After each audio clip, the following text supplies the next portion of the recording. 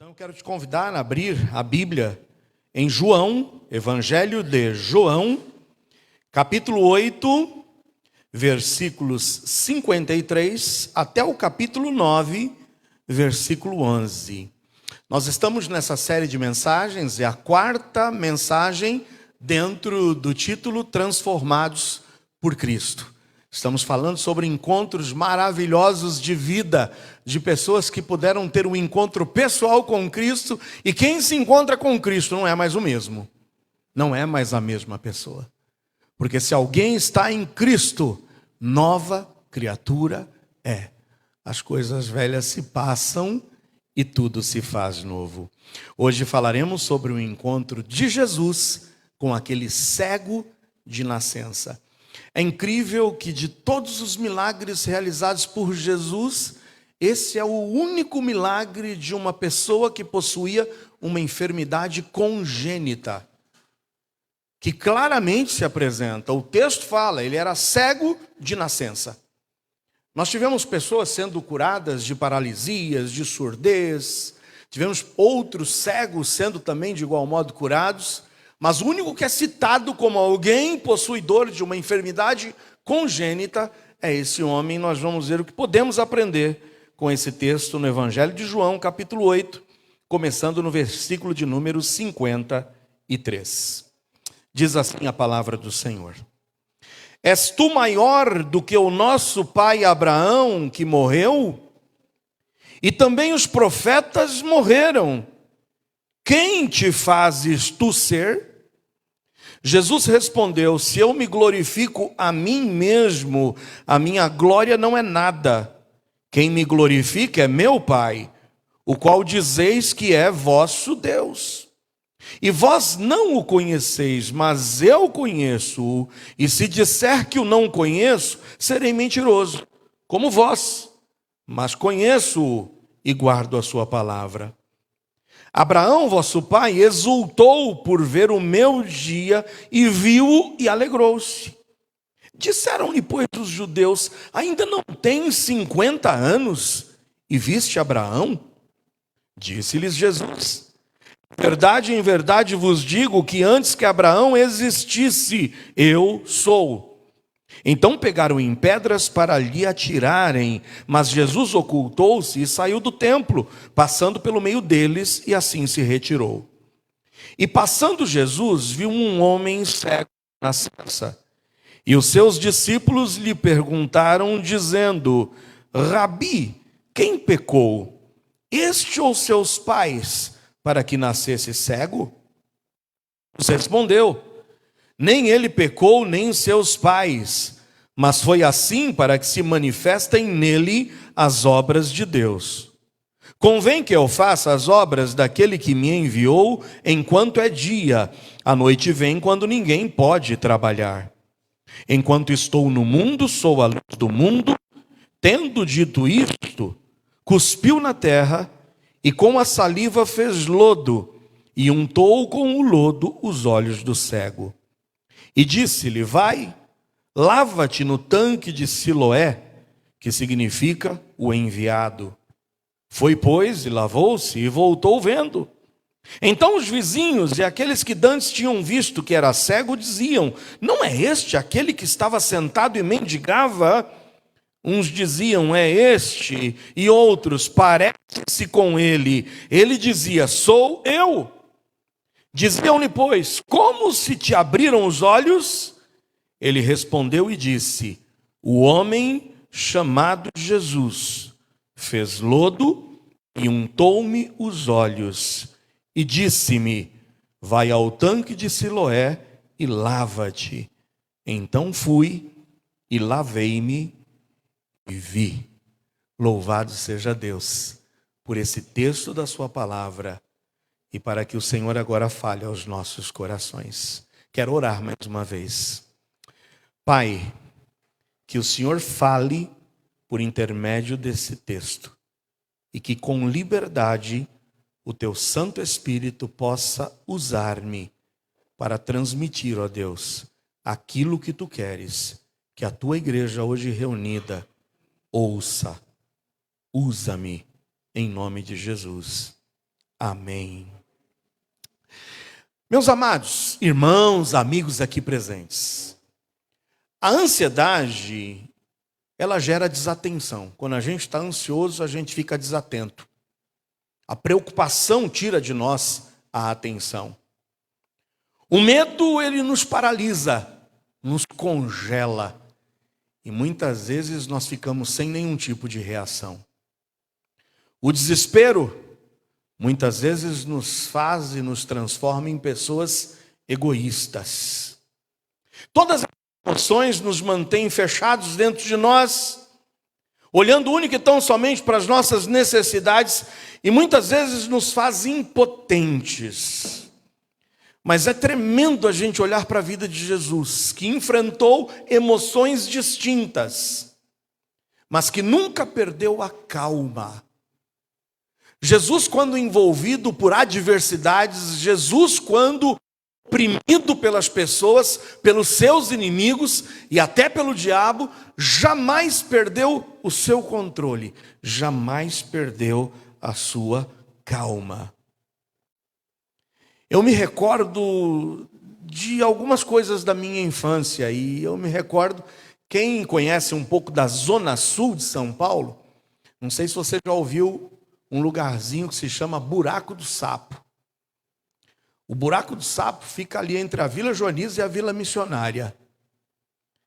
Eu morei na Vila Joaniza, nasci e cresci na Vila Joaniza. Sou um joaniziano.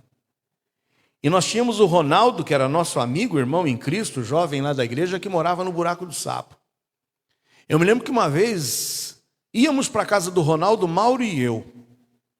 E no meio do caminho nós nos deparamos com os meninos que tinham um balde cheio de água, e eles estavam com uma ninhada de cachorrinhos, e aqueles moleques estavam afogando os cachorrinhos naquele balde de água. Mauro e eu não nos contemos, e fomos para cima daqueles meninos falando: para de fazer isso, meu! O que vocês têm na cabeça? Para de judiar desses bichinhos. De repente, os meninos que estavam matando ali os cachorrinhos foram ajudados por outros meninos que surgiram não sei de onde. E de repente nós nos encontramos por tantos moleques ali no Buraco do Sapo. Olha o nome do lugar, hein? Que a Mauro e a mim só nos restou correr. E corremos. E as pedras começaram a ser jogadas para o nosso lado. Uma pegou nas minhas costas e eu acelerei mais ainda. Aquela pedrada nas costas me fez ali, sabe, parecia o Papaléguas. E corremos. Só queríamos pensar em salvar a nossa vida. Que cachorrinho, coisa nenhuma. Esquecemos de toda a nossa ideologia de proteção dos animais ali naquela hora e queríamos salvar a nossa pele. O medo faz isso com a gente. Você já enfrentou situações como essa? Eu me recordo do irmão missionário Jorge. Vocês conhecem o Jorge já veio aqui na nossa igreja. O Jorge sempre ele liderava projetos missionários. E quando nós acompanhávamos o Jorge, Cida vai se lembrar sempre disso. Às vezes a gente esquecia uma coisa e saia. Peraí, Jorge, já vou buscar. E a gente, quando ia começar a sair correndo, às vezes ele segurava e falava: não corra. Para que correr? Não, é que eu esqueci, eu vou pegar. Isa vai se lembrar, lembra? Não corre, não corre. Jesus nunca, você vai pegar ele na Bíblia correndo. Jesus sempre estava andando. Se você vai correr, você vai se machucar. Tá bom, Jorge, tá bom. Aí a gente começava a caminhar ao invés de correr. E é uma coisa interessante. Você nunca vai ver Jesus correndo, porque perdeu a hora, porque está atrasado, ou mesmo fugindo das mais difíceis situações. Você percebe qual era a situação a que Jesus estava submetido aqui? Ele estava no embate com os judeus. Ele estava mais uma vez atestando diante dos homens a sua divindade, dizendo quem ele era. E só porque ele disse que Abraão já sabia e conhecia acerca dele, eles falaram: você não tem nem 50 anos, como está falando que já sabe de Abraão, ou que Abraão te conhece? Larga a mão de ser mentiroso. Aí Jesus fala: antes mesmo que Abraão existisse, eu já era. Os judeus, quando viram e entenderam isso como uma blasfêmia, ele está se fazendo igual a Deus, pegaram em pedras. E qual era o objetivo deles? Apedrejarem Jesus. Se fosse Mauro e eu, saía correndo, que nem um doido. Mas Jesus, a Bíblia diz que ele se ocultou no meio deles. E saiu. E veja que ele nem saiu do templo, dos arredores do templo. A gente começa o capítulo 9, no versículo 1, dizendo que, passando Jesus, viu um homem cego de nascença. Não é tremendo ver que Jesus, ainda que estivesse passando por um apuro, não é interessante ver que Jesus, ainda que estivesse ali sendo perseguido, ele ainda tivesse tempo para não se dispersar, mas passar pelo tempo e olhar e ver um homem cego. Jesus não se apavorava, embora tivesse os mesmos sentimentos humanos que você, mas Jesus não deixava passar uma oportunidade para ver as necessidades. Se tivesse correndo, talvez aquele cego passasse despercebido por Jesus. Você se lembra de quem você já viu hoje? Você se lembra das pessoas que você encontrou hoje e passou por elas? Quantas pessoas o Senhor já não colocou diante de você entre ontem e hoje? E talvez pessoas necessitadas. Mas você, pela preocupação, você por tua ansiedade, você por pensar única e tão somente nos teus problemas, porque eu acabei de falar para você na introdução, que muitas vezes o desespero e essas situações nos tornam egoístas. Quem sabe você não passou despercebido por tantas pessoas que precisavam de você. Mas Jesus passou e viu esse cego. Eu não sei em que situação você chegou aqui hoje. Eu não sei como é que está o seu coração. Talvez você já tenha recorrido a irmãos em Cristo. Talvez você já tenha, quem sabe, até ameaçado pedir ajuda para algum irmão, mas você no final, com vergonha, quem sabe com medo, quem sabe ali com o teu próprio orgulho, falou, não, eu não vou compartilhar o meu problema, eu não vou falar da minha necessidade, de que adianta, o irmão passou tão correndo. Às vezes as pessoas passam por nós e a gente fica até com medo de desejar um bom dia ou uma boa tarde, porque a gente fica falando, se eu disser bom dia e o outro falar bom dia por quê? E quiser me contar um problema, eu não tenho tempo agora para ouvir problemas. E talvez você esteja com uma dificuldade hoje, algo que esteja lhe pesando ao coração. Você não está aqui hoje por acaso. Eu quero te dizer que há alguém aqui hoje, e esse alguém é Jesus. E Jesus vê o teu problema. Da mesma forma que Jesus viu o cego, ainda que estivesse fugindo do embate com aqueles judeus, ainda que estivesse sendo ameaçado de morte, ele não pensou duas vezes em olhar para aquele cego e parar, porque sabia que aquele cego precisava da sua ajuda. Você está precisando de ajuda hoje? Jesus te vê. Jesus te vê. Jesus agora mesmo está te vendo. Ele tem olhos de compaixão voltados para ti. Ele sabe quais são os teus problemas. Ele sabe qual é o tamanho da tua dor. Ele sabe exatamente o tamanho do fardo que você carrega. E sabe, essa atitude de Jesus deveria tocar em nós que somos salvos. Impedir a Deus e impedir a Jesus que nos desse essa mesma visão. Há um cântico que a letra dele é mais ou menos assim: dá-me tua visão, Senhor, olhos que possam ver, almas perdidas sem teu amor, sem fé, sem graça e poder. Abre meus olhos, dá-me visão, Senhor, que eu possa aos outros demonstrar teu maravilhoso amor. É isso que nós precisamos. Ter os olhos de Jesus. Quantas pessoas Deus tem colocado diante de nós e que precisam da nossa ajuda, que precisam da nossa atenção, e nós temos passado de largo. São os nossos problemas, é a minha ansiedade, são os quilos da minha angústia que eu carrego no meu fardo. Eu não tenho tempo, eu não posso dar atenção para ti agora. Mas Jesus tinha sempre os olhos voltados para as necessidades dos homens. E eu quero te dizer, se você se sente desprezado pelos outros, hoje tem alguém que se importa por você.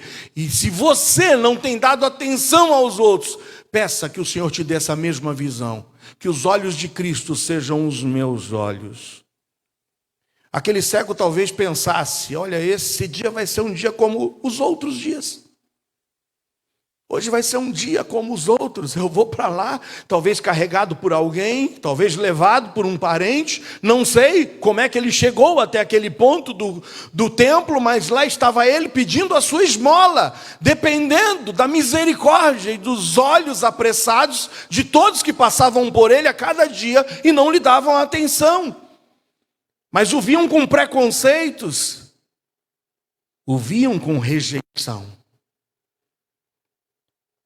Mas jamais imaginava aquele cego que aquele seria o dia do encontro dele com Jesus.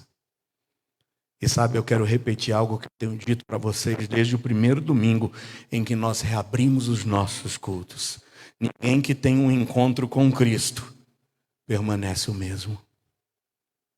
Ninguém que se encontra com Jesus vai ser a mesma pessoa. E mais uma vez eu repito, nada supera um encontro pessoal com Cristo. Você já teve? Já teve um encontro pessoal com Jesus? Já um dia encontrou-se com o Nazareno? Já sentiu o toque dele, a voz dele voltando-se para ti, dizendo: vem, filho, me conta qual é o teu problema. Já confessastes a ele os teus pecados? Já crestes no sacrifício que ele fez por ti na cruz do Calvário, derramando seu precioso sangue? Porque quem tem um encontro com Jesus jamais será o mesmo. Porque aquele que está em Cristo se torna uma nova criatura. As coisas velhas se passam e tudo se faz novo. Se a tua vida continua na mesma bancarrota, se a tua vida continua na mesma miséria, na miséria espiritual, se você continua enterrado nos teus pecados e nas tuas práticas que não agradam a Deus, não venha nos dizer que teve um encontro com Cristo. Porque quem se encontra com Cristo tem mudança de vida. E a mudança de vida é evidente, como vimos na vida do paralítico, como vimos na vida de Nicodemos, como vimos na semana passada na vida da samaritana, e como veremos hoje na vida desse cego de nascença. Quem tem um encontro com Cristo não continua mais o mesmo. Então, em primeiro lugar, Jesus viu o cego. E Jesus te vê hoje. Em segundo lugar, eu quero chamar a tua atenção para o fato de que Jesus olha para o cego, e Jesus olha para o cego com compaixão e não com preconceito. Mas como é que os discípulos que estavam com Jesus olham para o cego? Com preconceito. Olha o que diz o versículo 2. Os seus discípulos lhe perguntaram, dizendo: Rabi, quem pecou, este ou seus pais, para que nascesse cego? Enquanto Jesus tem um olhar de compaixão, os discípulos têm um olhar de insensibilidade. Enquanto Jesus olha com misericórdia, os discípulos olham com julgamento, com juízo. Isso lá é hora de ficar perguntando para Jesus: Senhor Jesus, quem é que pecou? Foi ele ou foi os seus pais para que ele tivesse nascido cego? Mas muitas vezes isso é o que ocorre em nossas vidas. A gente está olhando para as mazelas, para as dificuldades, para os problemas, e a gente já fica no nosso coração pré-julgando e julgando as pessoas e querendo respostas. O que será que fulano fez para estar nessa situação? Oh, que desejo nocivo que vem sempre do nosso coração de querer julgar e para querer se dizer melhor do que os outros. Os discípulos tinham seus olhos borrados, e borrados por preconceitos e tradições. Quem pecou? Senhor, diz para a gente, quem é que pecou? Ele ou os pais dele? Esses discípulos já vêm com os dedos de acusação, e é importante a gente considerar algumas crenças existentes entre os judeus. Eu vou falar aqui para vocês de 4 crenças que existiam entre os judeus. Razão pela qual eles fizeram essa pergunta para Jesus. A primeira crença é a tragédia como consequência de um pecado direto. E eu não posso discordar de que a gente passa por tragédias em nossas vidas como resultado de um pecado direto praticado por nós. Sabe, muitas vezes é o fumante inveterado que fuma anos a fio e depois um dia é surpreendido com o seu enfisema pulmonar. Eu me recordo do seu Darcy, trabalhamos por 12 anos com ele. Seu Darcy fumou de uma forma contumaz durante toda a sua vida. O seu Darcy não conseguia caminhar daqui até aquela porta sem que não precisasse se escorar para ganhar fôlego. O seu socorro bem presente na hora das suas angústias respiratórias era a sua bombinha. Até que o seu Darcy, que vivia ali, sabe, praticamente vegetando, tinha o tempo de aposentar, mas aquilo para ele era a vida dele. Ele viu que não tinha mais condições. E foi quando ele deu entrada na sua aposentadoria, praticamente um mês depois ele faleceu. Já não conseguia mais respirar.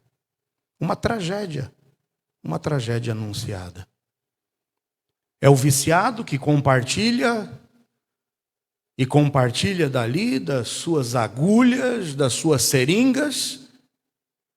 É aquela pessoa que vive num relacionamento de prostituição contumaz, relacionando-se com quem aparece diante dele e que um dia vai ser surpreendido, entre aspas, com uma AIDS. Tragédia anunciada. Nós muitas vezes trazemos problemas em virtude do nosso modo de vida e das nossas más escolhas. É a jovem que de repente traz uma tragédia para a vida dela, me perdoe a palavra, transando com um e com o outro, e um dia é surpreendida com uma gravidez indesejada. E como se não bastasse esse abismo, ela entra num segundo abismo de ir para um aborto. E quem sabe por complicações se vê numa situação desesperadora, tragédia que é consequência de um pecado direto. Jesus realizou um milagre que talvez vocês se lembrem, está no capítulo 5 de João.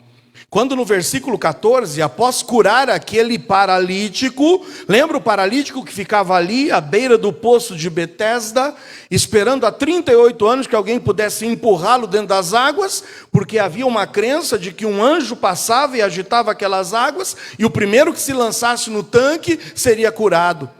Mas há 38 anos ele tentando se lançar nas águas e sempre alguém pulava antes que ele era paralítico. Jesus um dia se encontra com esse homem e o cura. E algum tempinho depois, Jesus cruza com ele lá no templo. E no versículo 14 de João 5, as palavras de Jesus são essas. Depois Jesus encontrou-o no templo e disse-lhe: eis que já está são, não peques mais, para que não te suceda alguma coisa pior. O que nós subentendemos nesse alerta de Jesus para esse homem é que ele estava paralítico em virtude de algum pecado, de alguma prática, de algo que nós não podemos saber o que aconteceu. Quem sabe está metido onde não devia estar metido. Eu ia falar de uma bala perdida, mas naquele tempo não tinha bala perdida. Mas quantos hoje estão onde não deveriam estar? E que de repente acabam sendo ceifados, ou acabam depois recebendo em sua própria carne o resultado das más escolhas. Jesus adverte esse paralítico: toma cuidado, eu te curei uma vez, mas se você continuar no teu pecado, alguma coisa pior pode te ocorrer. Então pensa bem. Havia essa crença da tragédia como consequência de um pecado direto, mas eu te digo, vocês pegaram nas entrelinhas? A Bíblia começa dizendo que Jesus viu aquele cego e qual era a particularidade da cegueira daquele homem. Ele era cego de nascença. Que pecado que ele fez, se ele já nasceu cego? Como podemos dizer que seria essa tragédia resultado de um pecado do cego? Então a gente já descarta a primeira. Senhor, quem pecou, foi ele mesmo? Ou foi os seus pais para que ele nascesse cego? Só que talvez você dissesse: já matamos isso no início, já sabendo que ele é cego de nascença. Mas sabe que tinha uma outra crença entre os judeus? A crença do pecado pré-natal.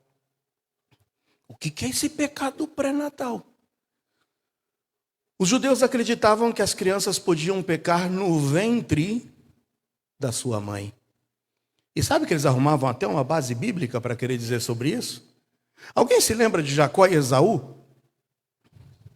O que Jacó e Esaú faziam no ventre da mãe dele? Que a Bíblia diz, estavam o quê? Brigando entre si. Os dois gêmeos lá. E eles diziam: tá vendo? Olha, Jacó e Esaú já brigavam no ventre da mãe, já estavam pecando. Então talvez esse cego já brigasse dentro do ventre da mãe dele, já estivesse pensando em coisas erradas. Mas isso era uma herança maldita de pensamentos baseados em filosofia grega, estoica, onde a gente vai lá para o passado e pega o que Aristóteles, Sócrates, Platão ensinavam sobre a pré-existência da alma, que todas as almas estavam em um lugar, prontas para quando vai nascer um bebê, pega uma alma e bota no bebê. Está nascendo outro bebê ali, pega uma alma e bota nela e vai. E hoje o raciocínio espírita baseado em reencarnação se apoia muito nisso. Reencarnação, que é doutrina maldita, que não encontra de forma alguma base na palavra de Deus.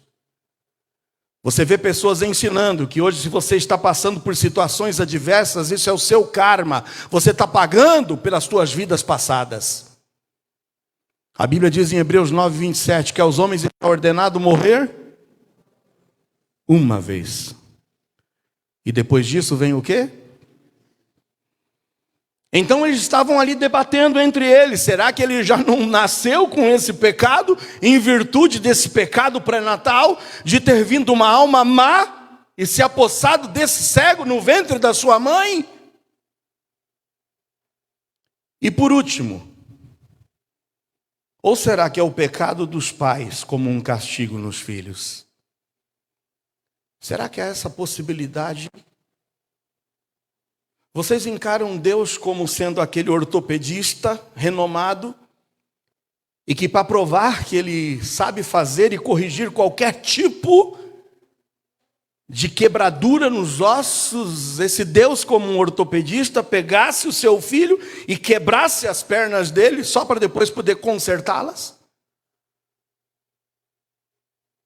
O que eu quero que você saiba é que existe a possibilidade de você, pai que me ouve, você que me ouve pela transmissão, você que está aqui presente, você pai e você mãe, você pode trazer maldição para os seus filhos, sabia?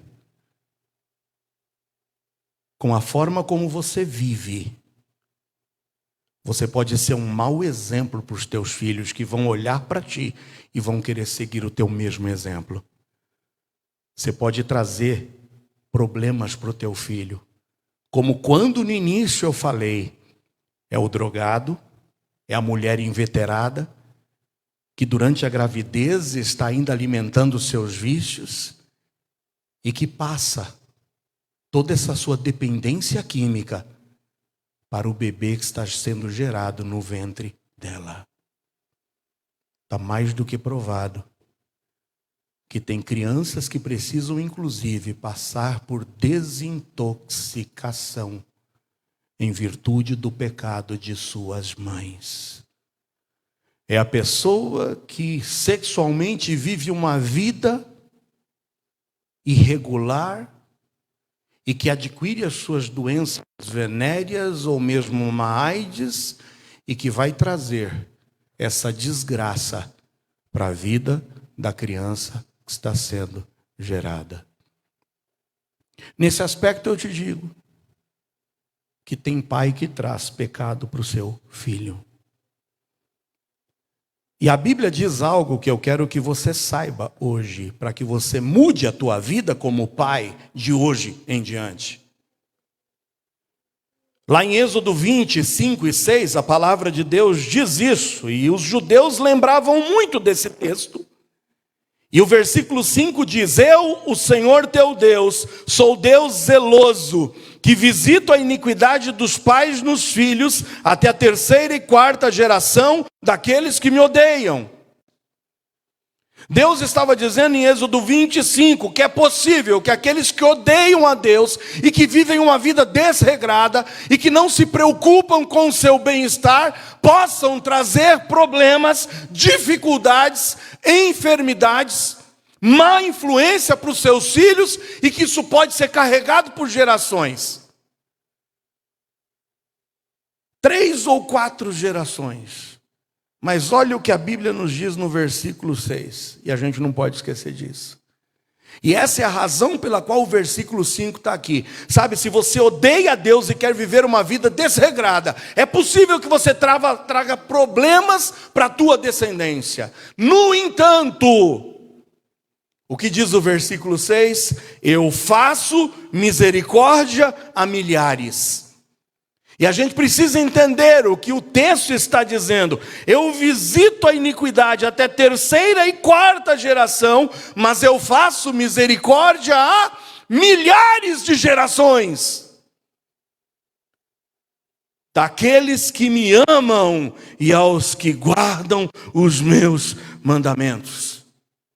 Se você continuar no teu pecado, se você continuar na tua vida desregrada, você pode trazer más influências e problemas para a tua descendência. Mas nós cremos num Deus que está aqui dizendo que se você o obedece, que se você o ama e que se você tem um encontro pessoal com Cristo, essa bênção acompanhará você por milhares de gerações, porque ensina o menino no caminho em que deve andar, até quando envelhecer, jamais se desviará dele. Amém ou não? O Senhor é um Deus misericordioso, quer quebrar qualquer tipo de maldição, quer acabar com qualquer maldição. Tenha um encontro real com Jesus. Porque a vida que se encontra com Jesus vai trazer bênção para toda a sua descendência. Não precisa fazer corrente, não precisa fazer trabalho, não precisa ir na Jaceguava matar frango, nem botar pinga, não precisa fazer nenhuma dessas desgraças. O que você precisa é ter um encontro pessoal com Cristo. Porque quem se encontra com Cristo rompe e quebra toda a maldição. Porque maldito foi Cristo, que se fez maldição por nós, ao ser colocado naquela cruz. Ele levou sobre si a maldição do nosso pecado. Você está vivendo uma situação, quem sabe, se escorando e colocando a desculpa nos teus pais? Ah, pastor, você não sabia como era a minha vida, você não sabe como era tratado pelo meu pai e pela minha mãe. Rompa com isso em nome de Jesus. Entrega a sua vida a Cristo. E a tua vida vai ser totalmente diferente a partir de hoje. Porque se alguém está em Cristo, nova criatura é. Amém ou não? Nova criatura é. As coisas velhas se passam, tudo se faz novo. Qualquer maldição é quebrada por Jesus. Não importa o que você fez no passado, não importa como era a tua família no passado, o que importa é hoje você entregar a sua vida a Jesus, ter esse encontro pessoal com Jesus, para poder ter um futuro glorioso nas mãos desse Jesus. Entregue-se a Ele. Não continue arruinando a tua família. Não continue deixando atrás de ti um rastro de destruição. Entregue-se a Cristo. Tenha esse encontro pessoal com Ele. Ele quer mudar a tua vida. E quer mudar a tua vida hoje. Mas os discípulos estavam querendo saber: quem é que pecou, Jesus? Foi ele ou foram seus pais? Quero que você entenda que Jesus agora vai esclarecer para os seus discípulos. E o esclarecimento está nesse terceiro ponto. O sofrimento pode ser uma forma de Deus ser glorificado. Eu não sei qual é a situação que você está passando hoje. Eu não sei qual é a situação, se é uma enfermidade como esse cego tinha. Eu não sei se é um problema congênito. Eu não sei se foi algo adquirido. Mas eu quero que você aprenda que o sofrimento pode ser uma forma de Deus ser glorificado. Versículos 3, 4 e 5. Jesus respondeu: nem ele pecou, nem seus pais. Mas foi assim para que se manifestem nele as obras de Deus. Convém que eu faça as obras daquele que me enviou enquanto é dia. A noite vem quando ninguém pode trabalhar. Enquanto estou no mundo, eu sou a luz do mundo. Para de querer ficar especulando. Isso lá é hora de você querer tirar dúvidas teológicas. Por que isso está acontecendo com esse cego? Eu estou aqui para trabalhar, eu estou aqui para fazer as obras do meu Pai. Essa situação que ele está passando, essa cegueira com a qual ele já nasceu, pode ser hoje um motivo para Deus ser glorificado. E como é que Deus pode ser glorificado através de uma enfermidade? Como é que Deus pode ser glorificado através de um sofrimento? Como? Primeiro, quando a pessoa é curada. Isso é o mais óbvio. A enfermidade está ali, a pessoa é curada, e quem é glorificado? Deus. Oh, Deus seja louvado. E quantos testemunhos nós temos de pessoas que enfrentaram enfermidades, anos a fio, dificuldades, passaram por sofrimento, seja dentro de casa, opressão, com marido, com esposa, com filhos. Mas foram curados, foram sarados, a situação foi resolvida. Casamentos, quem sabe em conflitos, e quando passa esse sofrimento, o nome de Deus é glorificado pela solução, pela cura. Mas nem sempre a cura e a solução virá. Mas como Deus pode ainda assim ser glorificado? Através da transformação que o sofrimento traz. E que jamais passaríamos e vivenciaríamos se não passássemos por esse sofrimento. Como a fé inabalável. A ponto de dizer: eu estou aqui, Senhor. E quer eu sare ou eu não sare, eu continuei a te glorificar. São as palavras de Jó. No saí do ventre da minha mãe, no eu voltarei para lá de onde eu vim. Bendito seja o nome do Senhor. São as palavras de Abacuque: ainda que a vide não floresça, ainda que as ovelhas não deem lã, ainda que não haja leite nas vacas e no rebanho, eu todavia me alegrarei no Senhor. São experiências de fé, e nós sabemos que o que tem reservado para nós é muito maior do que uma solução momentânea de um problema aqui. São experiências de fé, experiências de alegria, experiências de paciência, onde a gente glorifica o nome de Deus, ainda que seja levado pelo sofrimento e ainda que não venha uma solução. Como é que Deus pode ser glorificado em meio ao sofrimento? Quando há cura, ou quando o Senhor produz em nossa vida esses frutos, fruto que só pode ser resultado de uma ação do Espírito Santo, em ter paz, em ter longanimidade, em ter alegria, em ter gozo, em ter fé, em ter esperança. Mas como Deus ainda pode ser glorificado? Pela ajuda recebida dos irmãos em momentos de sofrimento.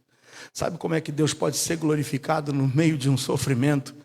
É quando Deus permite muitas vezes que você passe por uma situação difícil, para que Deus possa despertar irmãos para te socorrer. E como o nome de Deus é glorificado quando uma igreja se levanta, como a Igreja Batista Bíblica de Embu-Guaçu, e socorre, seja uma família que estava passando por dificuldades, quando lhe oferta uma cesta básica. Quando diante de uma calamidade, quando eu lembrei vocês aqui, que a gente sofreu, quando passou aquele tornado aqui arrasando a cidade, quando os irmãos em Cristo se juntam e compram telhas, compram uma manta, compram um medicamento para alguém, o nome de Deus é glorificado por ver a igreja se unindo, por ver as pessoas sendo solidárias. Então nem todo sofrimento virá com uma solução, mas o nome de Deus pode ser glorificado até quando não vem a solução. Então para de especular, seus discípulos, para de ficar querendo encontrar resposta teológica em tudo, porque hoje na realidade esse sofrimento é uma porta aberta para que a glória de Deus se manifeste aqui hoje. Ao invés de ficar conjecturando, ao invés de ficar especulando, vamos trabalhar. E é isso que ele diz: convém que eu faça as obras daquele que me enviou enquanto é dia. A noite vem quando ninguém pode trabalhar. Para de ficar se fechando dentro de ti. Existem pessoas que estão precisando da tua ajuda. Existem pessoas que estão precisando do teu socorro. É hora de trabalhar, não é hora de especular. Não é hora de investigar a vida da pessoa para saber se merece ou se não merece. É hora de passar e fazer o que deve ser feito, porque vai chegar um tempo em que não poderemos mais fazer, porque será tarde demais. Convém que eu faça as obras daquele que me enviou enquanto é dia, porque a noite vem quando ninguém pode trabalhar. Em penúltimo lugar, o que Jesus exige do cego é um ato de fé. Jesus vai exigir desse cego um ato de fé, porque Jesus não faz aquilo que cabe a nós fazermos. Talvez você entrou aqui hoje com uma necessidade urgente. O que você tem feito para resolver esse problema? Cruzado os braços, se acomodado, murmurado, reclamado? O Senhor deseja ver em você um ato de fé. Qual foi o ato de fé requerido por Jesus para esse homem cego? Versículos 6 e 7. Tendo dito isto, cuspiu na terra, e com a saliva fez lodo, e untou com o lodo os olhos do cego. E disse-lhe: vai, lava-te no tanque de Siloé. E o que significa Siloé? Enviado. Que fez o cego? Meu, o que é isso? Esse barulho que eu ouvi é um cuspe mesmo? Você cuspiu? Você está colocando cuspe no meu olho? Dá licença, meu. O que é isso? O cego poderia arrumar 1001 objeções. Porque às vezes a gente quer que as coisas sejam feitas do nosso jeito. Jesus não tem uma receitinha pronta de bolo, sabia? Jesus curou pessoas simplesmente por sua palavra. Pode ir para casa que o teu servo já está curado. Mas Jesus curou pessoas tendo que sair, dar uma bela de uma caminhada e ir com ele até a casa de quem estava enfermo, como foi o caso com Jairo. Ele foi para tocar na menina para dar-lhe saúde. Mas só que no meio do caminho, Jesus não tocou em ninguém. Foi alguém que tocou nele e que foi curado. Não tem receitinha de bolo. Não tem, sabe, ritualismo. Jesus vive quebrando paradigmas. Não tem lógica. E é nisso que reside o milagre. Se você está querendo receitinha de bolo, sabe, 10 passos para que eu tenha o meu milagre, o que o Senhor quer de você é fé. Fé. Seguramente a cura não estava no cuspe. E tem gente fazendo disso uma doutrina. Sabia que existe até uma igreja chamada Igreja do Cuspe de Cristo? E não adianta, se você está com um problema de catarata, de miopia, sair cuspindo por aí, passando lodo no teu olho. Isso não é receita de bolo. O que o Senhor quer é um ato de obediência que venha do fundo do seu coração. Vai agora lá no tanque de Siloé, que significa o enviado. E quem é o enviado dos céus? Cristo. Vai até lá e lava-te. Lava-te. O homem não retrucou, o homem não pensou se isso seria lógico ou ilógico, mas o homem obedeceu. Eu não tenho dúvidas de que Jesus poderia curá-lo com uma única palavra. Você crê nisso? Como ele falou para Bartimeu: Bartimeu, a tua fé te salvou. E Bartimeu viu na hora. Porque com isso o Senhor colocou o lodo nos olhos. É para a gente perceber que muitas vezes nós somos como esse cego. Enquanto não experimentarmos um incômodo, enquanto não sentirmos algo que parece que nos impulsiona a tomar a decisão, a gente não toma. Jesus colocou nesse homem um certo incômodo. Como você ficaria se alguém cuspisse na terra e fizesse um lodinho e colocasse nos teus olhos? Talvez para alguns já virasse o estômago. E você não veria a hora de sair o quê?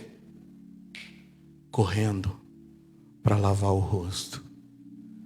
Sabe, Deus conhece a vida de cada um. E a gente não consegue medir o agir de Deus. Com uns ele tem que fazer lodo, com uns parece que tem que pegar no tranco.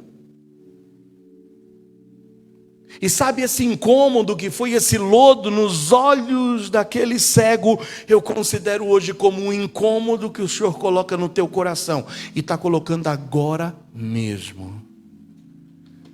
É quando você sabe que tem que tomar uma decisão e o Espírito Santo está te incomodando. O Espírito Santo está falando: se quebra agora, cara, se entrega. Entrega esse teu pecado agora aos pés do Senhor Jesus. Mas você está lutando e o Espírito Santo está te incomodando. O Espírito Santo está trazendo agora à tua mente os teus pecados, o que precisa ser quebrado, o que precisa ser rompido. O Espírito Santo está agindo hoje na tua vida como lodo nos teus olhos, a ponto de você não ver a hora de tirar esse lodo, de se livrar disso que está te levando para trás. Não adianta você entrar e sair da igreja, não adianta você ouvir sermões, não adianta você passar o teu dia inteiro declarando através, quem sabe, de frases na internet. Se aquilo que você está falando não está vindo do fundo do teu coração. Lembra do que o Anderson cantou aqui hoje? Eu quero ser um adorador. E que isso venha do fundo do meu coração. É por isso que o Senhor Jesus disse: eis aqui agora o dia aceitável. Eis aqui agora o dia da salvação. Se hoje ouvides a sua voz, não endureçais os vossos corações, como fizeram os vossos pais no deserto. Deus hoje está te incomodando, Ele está colocando lodo nos teus olhos, porque tem gente que precisa pegar no tranco. Sai correndo. Aquele cego não viu a hora de correr para aquele tanque.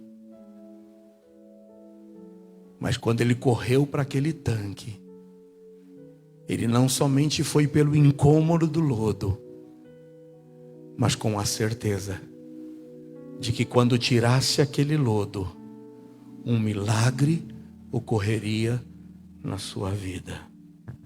Sabe por quê? Porque nada supera uma experiência de transformação pessoal com Cristo. Você pode passar a tua vida inteira lutando contra esse Cristo. Você pode passar a tua vida inteira enganando-se a si mesmo. Mas nada supera uma transformação pessoal feita por Cristo. E eu louvo a Deus porque o versículo diz que ele foi ao tanque e voltou vendo. Lembre-se, talvez o cego pensasse que aquele dia seria um dia tal qual os outros. Eu vou lá pedir esmola e ver se alguém tem misericórdia de mim. Mas esse não foi um dia igual aos outros. Porque o que mudou a vida desse cego foi ter um encontro pessoal com Cristo. Sentir o incômodo que o fez levantar e obedecer a Jesus. Hoje Jesus diz a você que afirma que é filho dele, lança os teus pecados aos pés dele. Muda de vida em nome de Jesus. Não insista em continuar carregando os teus pecados. Arrependa-se. Eis aqui agora o dia aceitável. Lança aos pés de Jesus essa prática que tem te levado para o fundo do poço, borrado os teus olhos e te tornado mais cego do que este cego. E se você está aqui, entrou nessa noite oprimido, angustiado, precisando de um toque de Jesus, hoje o Espírito Santo está te incomodando. Jesus está colocando lodo nos teus olhos, dizendo: vai, lava-te agora no tanque, que significa o enviado. Creia que Jesus é o enviado de Deus para te salvar. Esse homem, depois de curado, nos versículos 24 a 25, tem um embate com os mesmos judeus que queriam matar Jesus. Quando os judeus chegam para esse homem e dizem: nós sabemos que esse homem é pecador. O cego respondeu para eles dizendo: se é pecador eu não sei. Uma coisa eu sei, é que havendo eu sido cego, agora vejo. Ele é um pecador, ele curou você num sábado. Sábado não é dia de trabalhar. Olha a religiosidade. O homem respondeu e disse-lhes, versículos 30 a 33, nisto pois está a maravilha, que vocês não saibam de onde ele vem, mas que contudo ele me abrisse os olhos. Nós sabemos que Deus não ouve a pecadores, mas se alguém é temente a Deus e faz a sua vontade, a esse ouve. Desde o princípio do mundo, nunca se ouviu que alguém abrisse os olhos a um cego de nascença. Se este não fosse de Deus, ele nada poderia fazer. O homem virou um teólogo de primeira categoria, dando aula para os religiosos. Estão dizendo que Jesus é pecador. Se ele fosse pecador, Deus não ouviria. Eu sou a prova, eu era cego e agora vejo. E a partir do versículo 35 tem o texto mais maravilhoso, transformação na vida desse cego. Jesus ouviu que o tinham expulsado e encontrando-o disse-lhe: crês tu no Filho de Deus? Ele respondeu e disse: quem é ele, Senhor, para que nele creia? E Jesus lhe disse: tu já o tens visto é aquele que fala contigo. E o cego disse: creio, Senhor, e o adorou. Creio, e o adorou. Qual é o teu estado hoje? Você está precisando de quê? De uma transformação para a sua vida? Tem um encontro pessoal hoje com Cristo. Para, dispa-se, abre o teu coração. Para de ficar dizendo, não fica para amanhã, quem sabe eu vou pensar mais um pouco. Entregue-se a Jesus. Hoje é o dia que Jesus está aqui, passando exatamente aqui, está te vendo, sabe a tua necessidade. Entregue-se a Ele, creia nele. A Bíblia diz: quem crê em mim, ainda que esteja morto, viverá. Na verdade te digo que quem ouve a minha palavra e crê naquele que me enviou tem vida eterna. Dá esse passo de fé. Entregue-se a Jesus hoje. Mas talvez, se você já conhece a Jesus como Salvador, mas insiste em viver uma vida torta, rompa hoje com os laços da maldição que insiste em te levar cada vez mais para longe de Deus. Confessa hoje os teus pecados ao Senhor. Ele está te incomodando. E se você não tirar esse lodo hoje dos teus olhos, você continuará cego. Fecha seus olhos. Eu quero orar por você. Alguém nessa noite que entrou aqui necessitado de ter um encontro com Jesus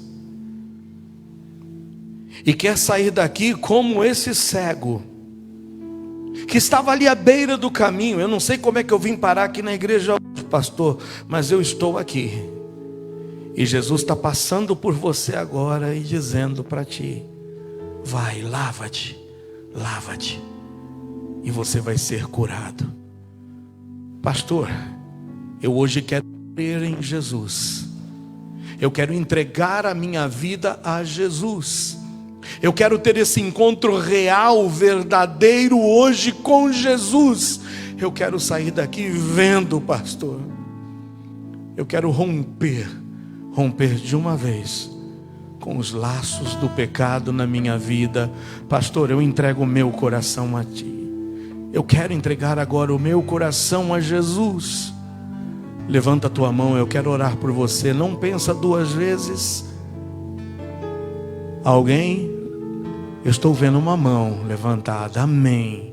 Amém por uma mão levantada dizendo: eu quero esse encontro com Jesus.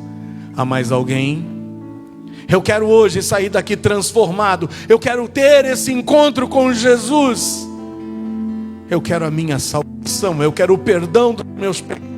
Eu quero dizer como esse cego: eu creio.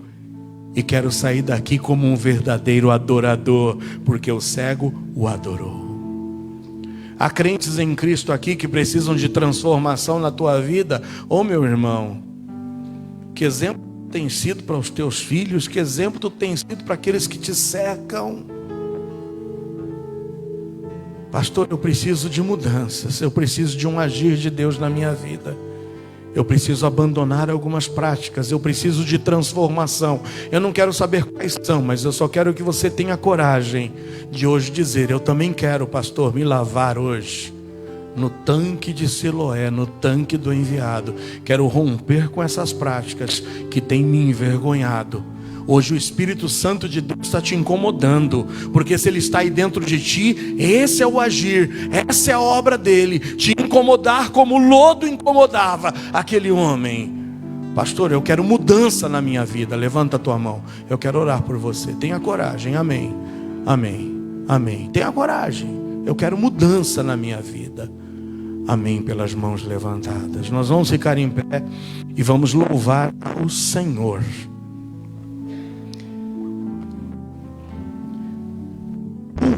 Tem a ver com Ele. tem tudo a ver com Ele. Fica de pé e vamos louvar ao Senhor. Presta atenção na letra desse cântico, entrega ao Senhor aí, faça a sua confissão para com Ele. Confesse a Ele o que precisa mudar na tua vida, qual é a transformação que você quer, porque hoje nós estamos falando por vidas que foram transformadas por Cristo. E se você de fato fez uma decisão, levantou a sua mão, eu vi uma mão levantada, eu quero essa transformação de um encontro pessoal com Cristo. Se de fato você está tomando essa decisão por Jesus, eu vou te pedir mais um passo de fé. Aqui você saia do seu lugar e aqui você venha e se coloque aqui à frente. Diga: eu quero esse encontro real com Jesus hoje. É mais um passo de fé. É como se o tanque de Siloé estivesse aqui. Venha até aqui. Venha e entregue a sua vida a Jesus. Saia do seu lugar enquanto cantamos. Eu quero te dar essa oportunidade. Amém. Louvado seja Deus. Que eu ande. Que Deus te abençoe. Amém.